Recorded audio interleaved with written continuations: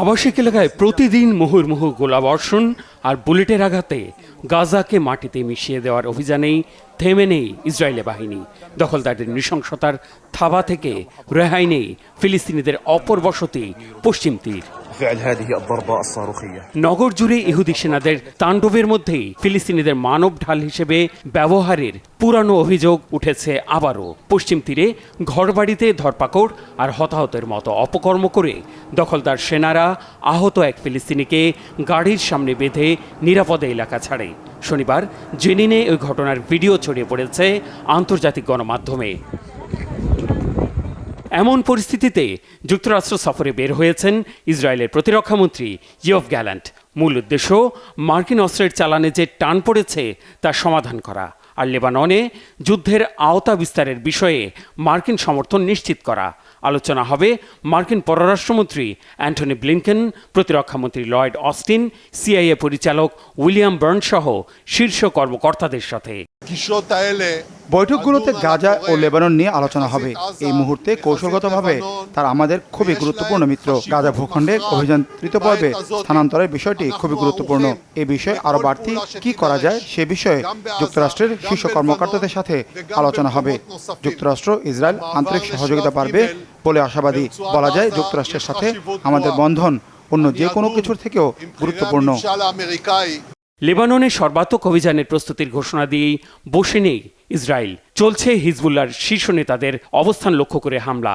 এ ধরনের হামলার কিছু ভিডিও প্রকাশ করেছে ইসরায়েলের সেনা সদর। আর প্রতিরক্ষামন্ত্রীকে ওয়াশিংটনে পাঠানোর পরপরই যুক্তরাষ্ট্রের সাথে মনোমালিন্যের বিষয়টি দ্রুত সমাধান হবে বলে জনগণকে আশ্বস্ত করেছেন ইসরায়েলের প্রধানমন্ত্রী বেনয়ামিন নেতানিয়াহু। ফিলিস্তিনিদের ওপর চলমান বর্বরতা আর হত্যাযজ্ঞে যুক্তরাষ্ট্রের অন্যতম ভূমিকাও ধন্যবাদের ছলে খোলাসা করে দিয়েছেন তিনি। ইসরায়েলকে সমর্থন দেয় প্রেসিডেন্ট বাইডেন ও মার্কিন প্রশাসনের প্রতি অত্যন্ত কৃতজ্ঞ। যুদ্ধের শুরু থেকে আত্মরক্ষা ও প্রতিরোধের জন্য যুক্তরাষ্ট্র আমাদের উৎসাহ ও সরঞ্জাম দিয়ে সহায়তা করেছে। কিন্তু 4 মাস আগে যুক্তরাষ্ট্র থেকে পাঠানো অস্ত্রের চালান উল্লেখযোগ্যভাবে কমে যায়। মার্কিন কর্মকর্তাদের সাথে বিভিন্ন পর্যায়ের বৈঠকে অনেক কিছু সমাধান হলেও ব্যাপক হারে অস্ত্রের সরবরাহ এখনো বাড়েনি। আমি আশাবাদী খুব দ্রুতই এর সমাধান হবে। তবে যুদ্ধবাজ নেতানিয়াহুর আশ্বাসের বলিতে থামছে না সরকার বিরোধী বিক্ষোভ। উত্তাল ইসরায়েলের রাজধানী তেল আবিব। পুলিশের বাধায় হয়েছে ধস্তাধস্তিও।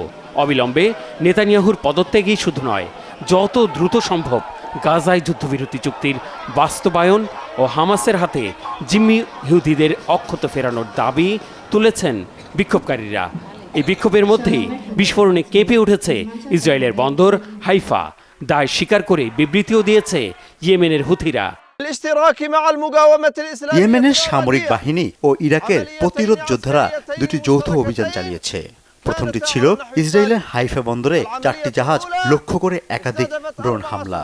4টি জাহাজের 2টি ছিল সিমেন্ট বোঝাই এবং অন্য 2টি সাধারণ কার্গো জাহাজ, যেগুলো নিষেধাজ্ঞা অমান্য করে ফিলিস্তিনের সমুদ্র সীমায় দখলদারদের বন্দরে নোঙর করেছিল। ভূমধ্যসাগর পাড়ি দেওয়া হাইফা বন্দর অভিমুখী সার্টহুম এক্সপ্রেসের কার্গো জাহাজ লক্ষ্য করে ড্রোন হামলা সফল হয়েছে বলে দাবি করেছে হুথি বাহিনী। ফিলিস্তিনে আগ্রাসনের প্রতিবাদে গত নভেম্বর থেকে হুথিদের হামলায় ডুবেছে 2টি জাহাজ।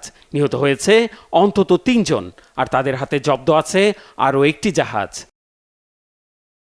Mehrab Hussain Khan, Bangla vision, news desk.